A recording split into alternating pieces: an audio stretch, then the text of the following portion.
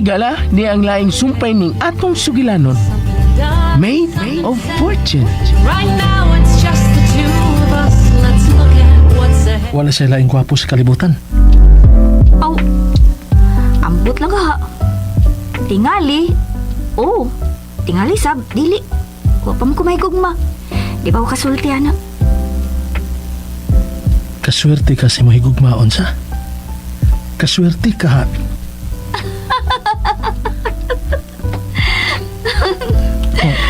Ingay noon, nga wa siya'y swerte. Ha? Hi, Marvin. Oray yung kagwa makailan ako nga moingon ka nga swerte ang tao nga akong higugmaon.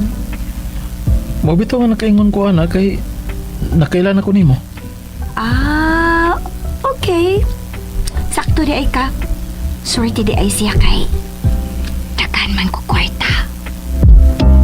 Oh, Di na siya maproblema o sa ibuhin ako kay ako pa man gani ang mubuhi niya. Oh. Sakto gid ay ka uy. Swerte gid ay siya uy. Kuno kaling kinsa man siya. Swerte gyud. Og di lang swerte. Jackpot gyud.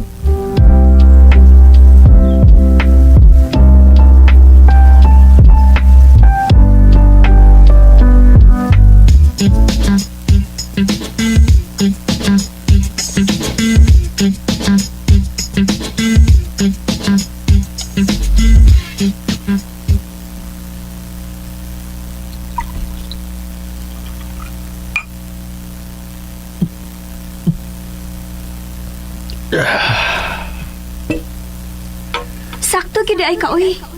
Swerte gyud ay siya uy. Kuno kaling kinsa man siya. Swerte gyud. Og di lang swerte. Jackpot gyud. yun ana diya pagtuo.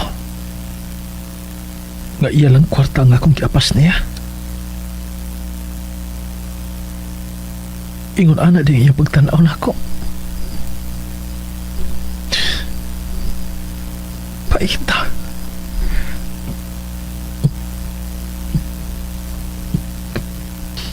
Ay, naunsa man ko eh. Di man gyud ko katuog. Umanunta ko mainom og kape. Ay, maglapad akong uwi ni da. Magpangon na lang ko, Pi.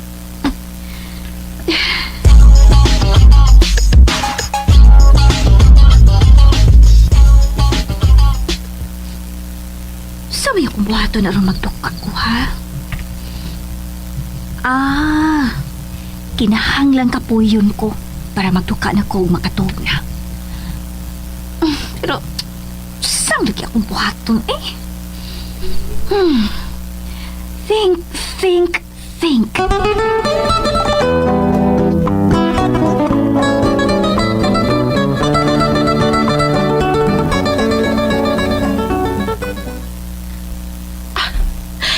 Mingaw na palipot. For sure, nagatuog na sa doon si Irene. Akong tawagan si Ryan.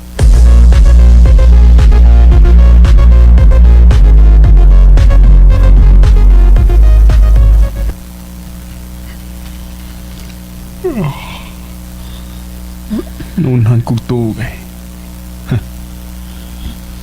Natagbaw tingawi sa akong performance kay nakatuwag man. Di ka po eh. Wasa ko magdahom na nga. May gana pa sa dikwin ng asawa. Okay. Madawag ako. Uy, nanunawag pa ni Brianna. Hello? Ali ako, Pi. Di ko katuog. Nunsa ka? Di ko na to schedule. Ay, hindi man ko katuog, Pi. Ay, anak ko pa. Makatulog ako pa. Di kapoy ko. Katuog ko na ko. Ganong kikapoy man kuno ka, abi, ha? Basta. Anong kikapoy ka, uy? Tagulsa man ka. Tagulsa man mong Irene. Aw. Kon. Usa, pagtarong, ha? Ingon ka mo nagkagana ng babayan, ha? Abi sa ganina ako. Pero, na pa man eh. Animal ka? Di ka mo arilon. Ako'y mo anadya. Mag-wild ko. Unsa? Uy, ipagbino ha? Oo, sige. Muna na ako. Pangandam na diya. Andam naman gugugod. Ganina naman. Wala yun eh. Sige. Muna na ako. Mamurulos ako, ha? Ay! Ayaw na lang pamurol. Diretso na lang diri. Oo, sige. Diretso na ako diya. Bye. Lisura yun yung kwapo tayo. May energy pa ba kaway ni?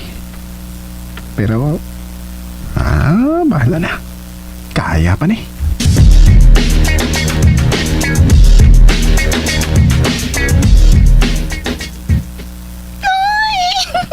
Ka-exciting ini, uy. Ready na ko. Og ready na sa siya.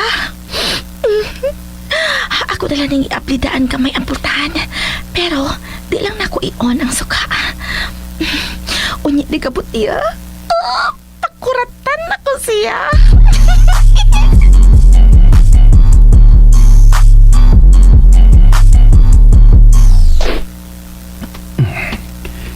Niyan ako sa pultahan.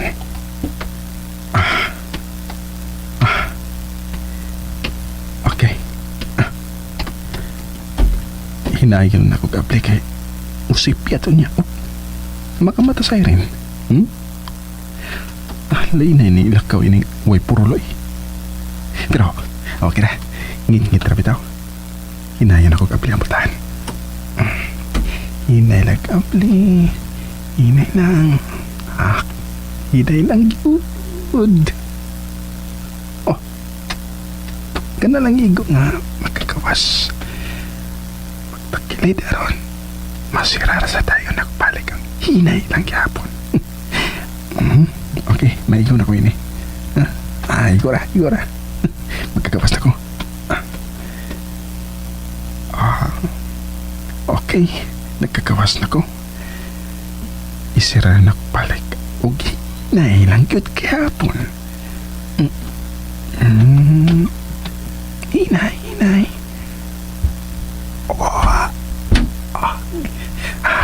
Hinay na to. Nainanong itong mayo. Salamat na sira na kit. Muad daw na ako sa kwarto ni Rona. Excited na sa kay ko.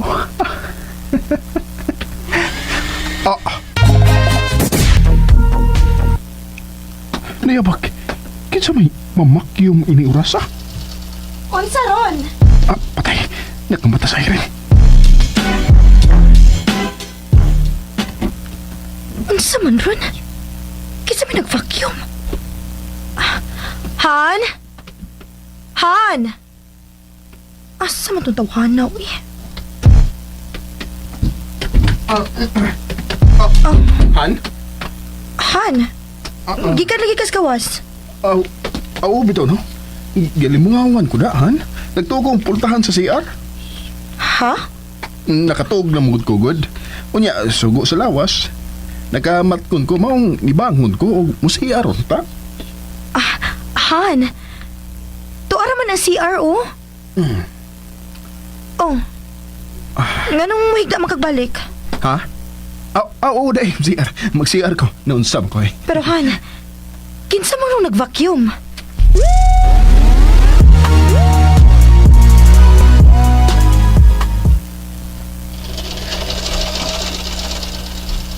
Kinsa man ron, uy?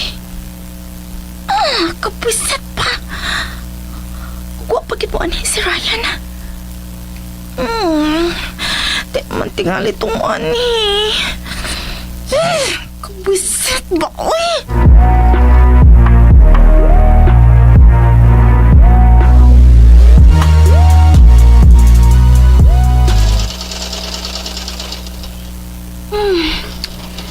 Ay, marag ibati na ko kakapoy o kagamay. Pero tiwason ko na lang din. Ako naman din ihisugdan. Tiwason ko na lang din. Angel? Uy, hala. Nganong nag-vacuum ang karo orasa? Nakamata ka sa kasaba. sorry ha. Wa mo ko kumakatog. Nagpaduka ko. Niinom na lang unta kag gatas. Oo, di ay sa. Limutan ako eh. Anak man daay no kung gusto makatug dayon, minom og gatas. Sige, next time na lang. Wa jud kay buot. Oh. Wa jud kay batasan, no? Hoy, nag-sorry na ko ni Irene ha. Ngano? Si Irene ra ba ang imong nadisturbo? Aw, apil mo tanan atong sorry ha. Ana, sige. Mga tuog na ta. Ikaw, Angel, kung dili gyapon ka makatog, inom og gatas. Okay, boss. Mara na mo isulti ni babayana, Irene? Kanya harap itang haod ka ini siya, kay imo mong ginigipaanad. Kasab ini, uy! Ano magbuot man ka? Ang nadisturbo gud ko. Nag-sorry na gani ko. Sige, Irene, kasabi na lang ko. Aron, Nasa ka? hala. Tanawa dayon ang liog ni Irene, Rona! Ayaw tamo ni Irene! Angel ba? Ayaw na kita muni. Ron, tanawa dayon. Hala, napadapit sa iyang dugan. Mga pinaka ni Dracula. Sigay mong mata, unsa. Angel, ikaw gid ba? Sige na. Hipusan na ng vacuum cleaner og katuog na. Musa ka na kog balik. Ikaw, Rona, balik nagsaka. Sige, Irene, saka nagbalik dito. Pag-usap ni Dracula. Knock-out tingali to, no? Kay wakman ba naog? Si Awa gid nimo, Angel. Sige na, oy. Muuna na ko ninyo. Hala, oy!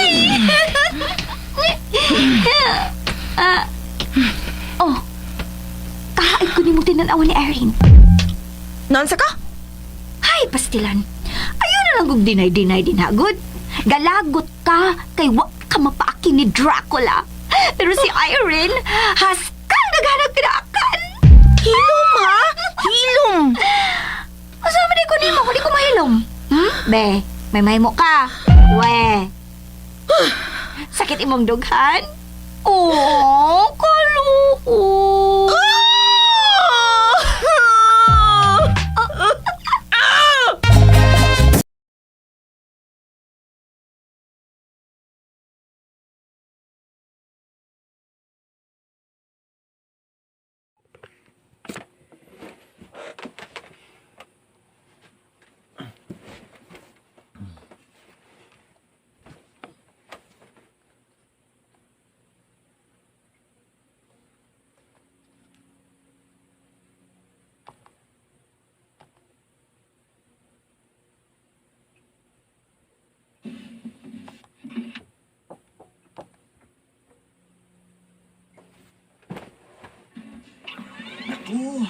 Kinapos ang pambili sa pangsigang?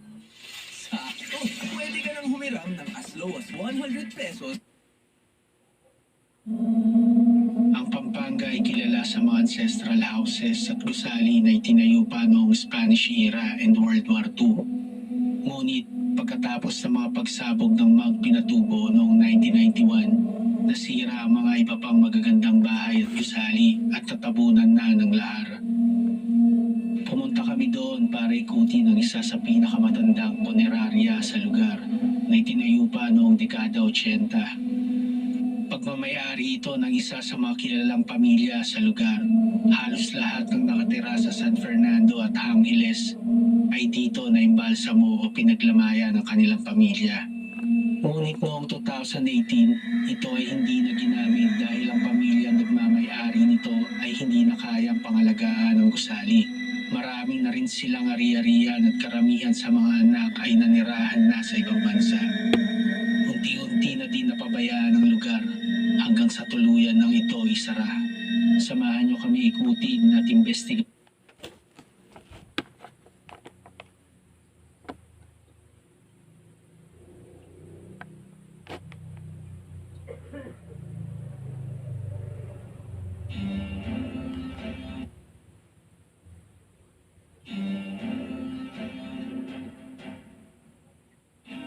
Minsan ang realidad ay mas nakakagulat pa kaysa imahinasyon. Sa mga sulok ng Earth, may mga lugar na hindi dapat umiiral. Pero nariyan sila. Hinahamon ng science at binubuksan ang utak natin. Ito ang mga imposibleng lugar sa mundo at ito ang docu na magpapaisip sa'yo kung rich ba ang mundo o rich lang tayo. Pa-subscribe naman yan. Simulan natin sa boiling river of the Amazon sa Peru. Ito ang ilog na mas mainit pa sa jowa mong balikbayan na nadestino sa disyerto. Sa loob ng Peruvian Amazon, may isang ilog na hindi lang basta mainit, kumukulo pa. Hindi metaphor, hindi poetry, talagang naluluto ang tubig. Ang temperatura matindi, 91 degrees Celsius, sapat na para maluto ka bago ka pa makariyak.